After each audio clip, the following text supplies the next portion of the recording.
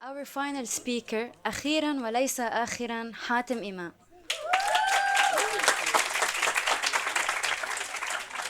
حاتم إمام فنان بصري ومصمم جرافيكي، وهو شريك مؤسس في استوديو سفر وجورنال سفر وسمندل والنهاية. يعلم التصميم والفنون الطباعية، وهو دي جي مقيم في راديو الحارة. A warm welcome for حاتم إمام.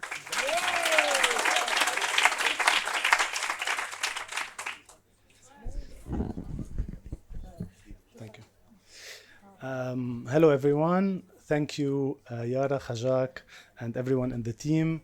It's good to be back in this room after it's been renovated. This talk was intended to be in Arabic, but ما لحقت. So it's going to be in English.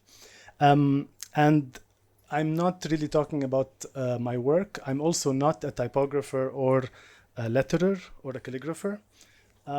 But this talk is going to focus more on the questions that are kind of burning in my head as I work in Studio Safar. So the main question that I have is, what actually is the position of the graphic designer, all right? Or also like equally the typographer. So as designers, we're often called upon to perform a service, one whose parameters are quantifiable in terms of form and performance. How will my design fit and what impact will it have? Our focus is on the market, the reach, how many centimeters, how many clicks, how many dollars. So this thing that we have kind of grew up learning is something that always kind of like intrigues me. And you know, like this term of problem solving that we've heard so many times, that designers are problem solvers. This is kind of like our calling somehow. But so where in the ranks of all known professions is graphic design positioned? What's our worth to society somehow? My impression is a result of my observation and experience, first as a young student coming into this department in 1996, and really not knowing what graphic design was, then as an employee, a junior designer in a big firm, then as a recruit doing my compulsory year of military service in the army, and then as a lecturer, and finally as the principal in a design studio. So each one of these perspectives gave me an additional insight on how designers are perceived, or what is their usefulness to others. Over time and in different circles and contexts, the social position of the designer changes. However, I have yet to meet a designer who is presented or presents themselves as a cultural practitioner.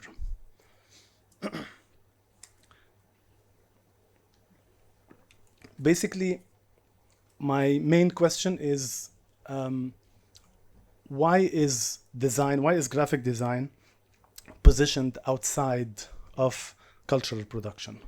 So what I'm proposing here, or what I'm observing, is that graphic design remains largely excluded from the cultural scene, right? And of course, I'm not saying that by the word scene, I mean, you know, like the general landscape of what typically is considered as cultural work, or, you know, like the world of culture. Of course, exceptionally, when we are working for the cultural sector or for social enterprises, we are given a title, a little bit, more space. We are expected to broaden our research, get involved, and have a say.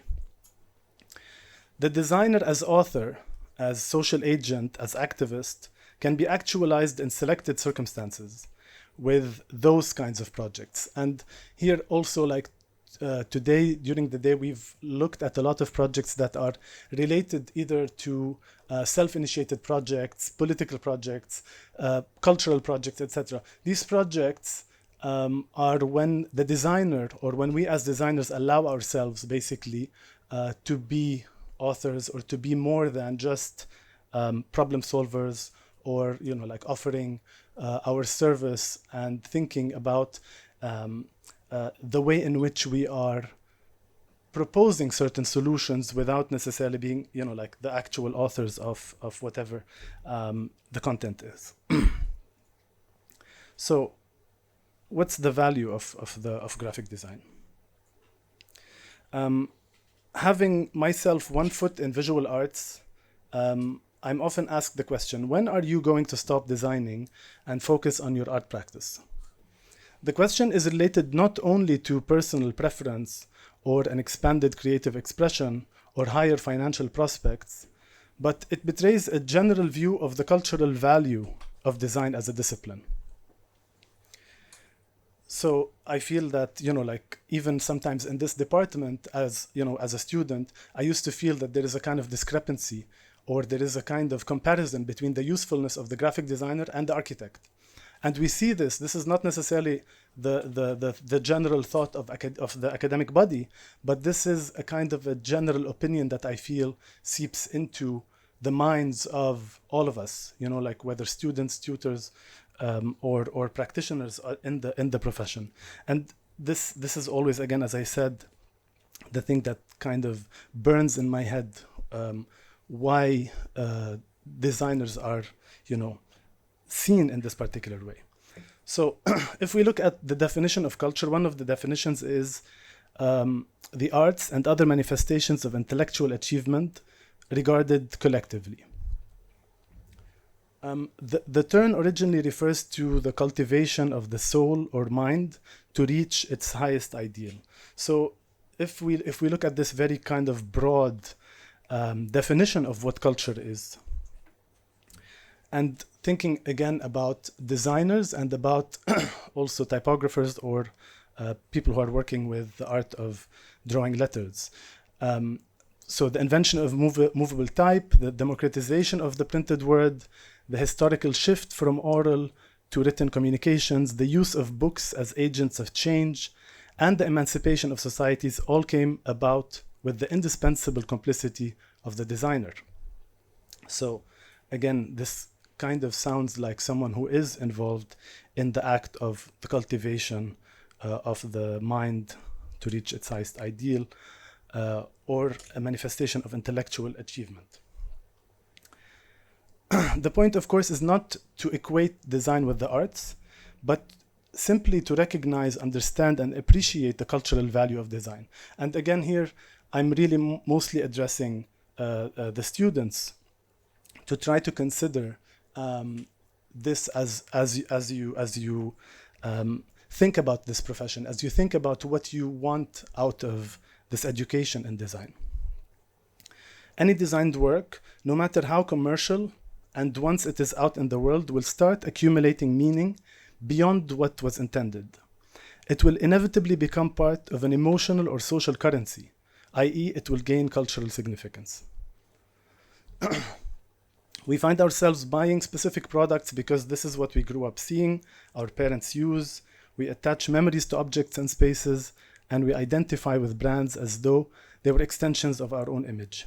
The interface of this personal and collective social interaction is mediated by the designer. So the designer who is really somehow at the center of any kind of interaction between the people who are on one side of the designed work and the producer of the designed work. So this role, which is, again, I think Samir Saigh put it so beautifully and so poetically and so eloquently yesterday, but this idea of the person who's crossing certain borders and in getting involved in all of the different aspects and the different kinds of different professions, etc., without necessarily being the producer themselves. I'm going to, again, we've seen a lot of fantastic and serious work. I'm going to show some work that's not perhaps as serious, just to raise a point. We know this bottle of disinfectant internationally, and I don't know if everyone is familiar with the copy, Septol. I mean, for me, there is something that's quite important to read, of course, like the package of this very, let's say, affordable product that is used for cleaning, and to read through it, like certain signs that could tell us something about who we are, right? So when we see that Septol is obviously trying to imitate Dettol, and here, this example comes also because I taught packaging so many times with Layla, and we often are faced with these projects. So basically, this package is saying, I am identified with, like the original brand. I am cheaper, but also eventually over time, what's interesting is that this company, Spartan, became, an institution of its own, and it became, it has, you'll see now it has even copies of its own. So to look at, like the all of the different packages that Spartan produce, you'll see that it is a house of brands rather than a branded house. But perhaps, like this is not an intentional brand architecture as much as, like again, Fine is Prill, and Odex is Clorox, and Windex is Easy, and Mr. Muscle is Rambo. So what does this tell us? Like if I'm growing up and seeing all of these products that resemble other products, it's telling me something, right? Again, it's telling me that I am in, like the, like post-colonial country, that, like I am, because we see this, like, so even now there is Tritol, which is, like a second generation of fake, and there's Brio, and I think Renault, this is in Egypt. So there is also, like in Egypt and in India, there are other kinds of replicas of the same kind of product that kind of mimic the design, etc. So again, it's telling me something, like it's as if, like say that you're in the third world without saying that you're in the third world, or something like that. Of course, there's a lot of different examples, like, like pick pick one, which, like of course is Kit Kat. So what I'm trying to say is that growing up, like looking at these products and looking at the design of these products made me feel also as, like almost like a second grade citizen, like that there is, that we are inferior somehow because we're using these particular products. But at the same time, right now there's almost like a nostalgia to these replicas somehow.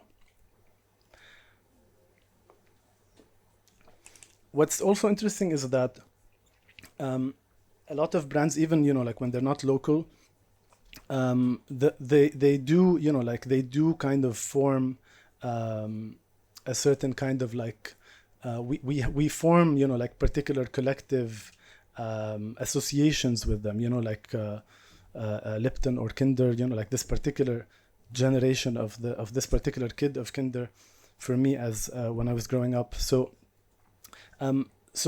even these, like very commercial products get, like a certain kind of, as I said, cultural value or cultural significance attached to them. And this is not just done on an individual level. This is actually, something that happens collectively. I'm showing here Chupa Chups' logo because it was also designed by Dali.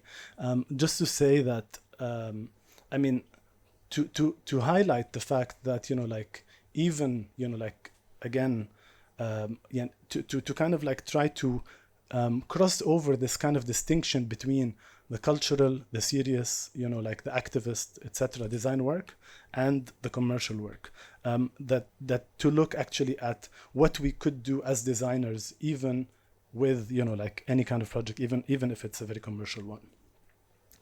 And again, some examples from, like I've gathered, I asked everyone at the studio and my girlfriend what products, like they associate with from childhood. And I also remember, for example, when I was a kid, and I watched Grandizer. I don't know if everyone knows Grandizer. And it was dubbed in Arabic, and I thought that it was, like an Arabic cartoon. And I was so happy about this massive robot who's coming to save us. Like this was a time of war here, and he's going to save us from the enemy. And then I realized that, of course, it's Goldorak. It's this Japanese anime, in fact, but it was so beautifully dubbed in Arabic with a song by Sammy Clark. C33 is like a TV station. Also growing up, it was, like it had so much significance for us to be, in Lebanon and seeing this channel in French. And I don't know also about, like how everyone's familiar with this particular brand, because Siberia signaled the introduction of the internet to Lebanon. And what's also, like very fascinating is that to look at these designed elements, not only as such, like as flat things that we see on a website or on a PDF, but actually see them in their context. This is actually how we started seeing Siberia. We're walking in the street and you see all of these signs in the city. So it also creates a different kind of reading of our streets, and it infiltrates. So, like all of this design work infiltrates also our urban fabric. Of course, we forget sometimes that, even, like the political party logos and whatnot are, like drawn by calligraphers or by designers. There are designers who are working behind them. And of course, we can see again, like the how powerful the design, like the design that was created for this logo, how powerful it is today to see it, like demarcating spaces. It could be a sign of threat. It could be a sign of so many different things. And again, mediated, through the work of designers. This is just for nostalgic purposes. I said, I'm not going to show work. I just want to talk about two projects very briefly.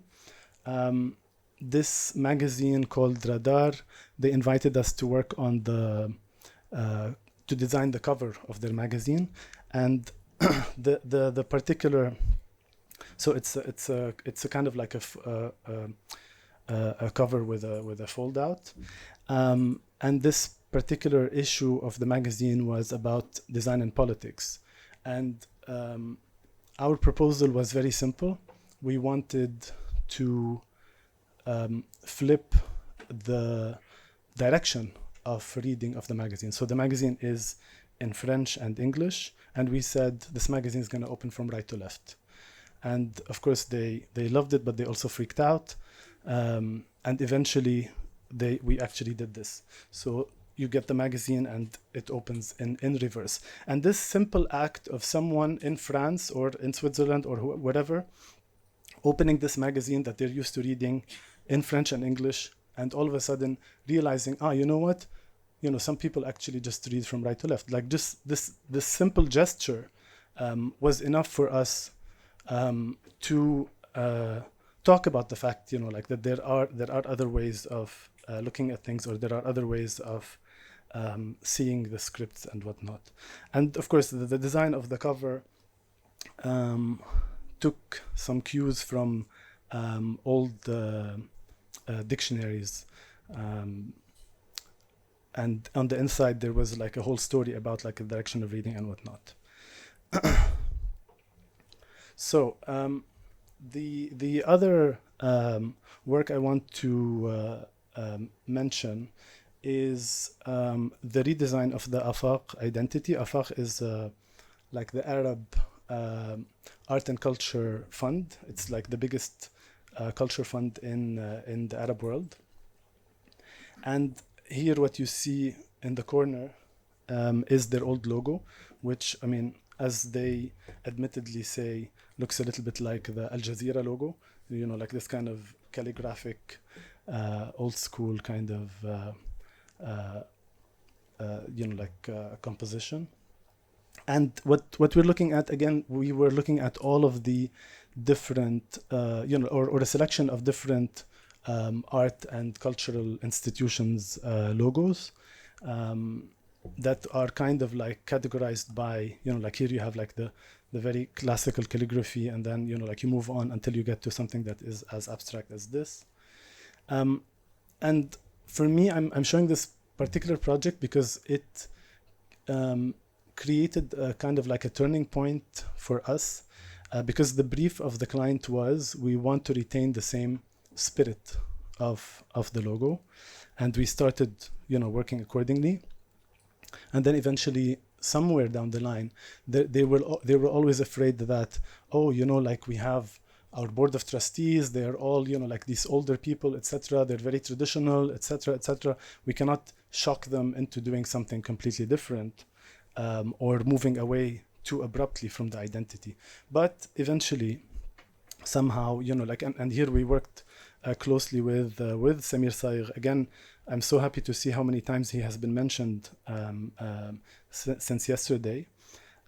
We actually managed to convince them to completely depart from the old identity and to forget completely about trying to maintain a link. And this just gave us a sense of confidence to in fact be able to write the brief for our clients rather than apply the brief. How am I doing on time? The last thing I want to actually end with is just a reflection to say, again, to think about like the importance of the decisions that we make as designers. This is I think the old logo of Shamsin, which is like a bakery.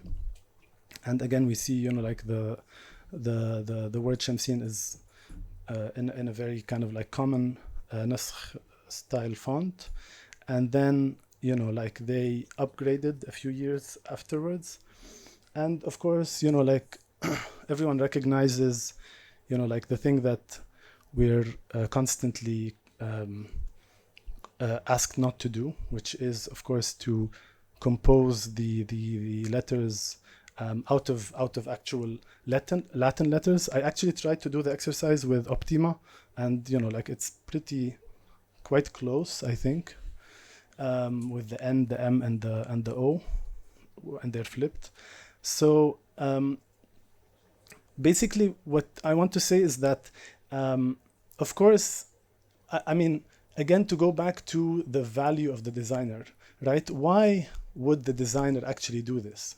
Why would they move from something that looks like this to something that looks like this, right? They must have a motive. It's not out of sheer stupidity, right? It is actually, you know, like trying to move towards something that perhaps is more contemporary, or something that is more relatable, or something that looks different, or, you know, like so many ways of thinking about it.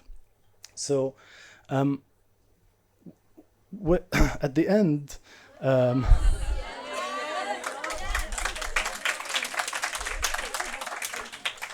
my question is, why would AUB move from this logo to this one? That's a question not to us. It's to the upper administration. Of course, I'm not asking the department, but yeah, that's it. Thank you.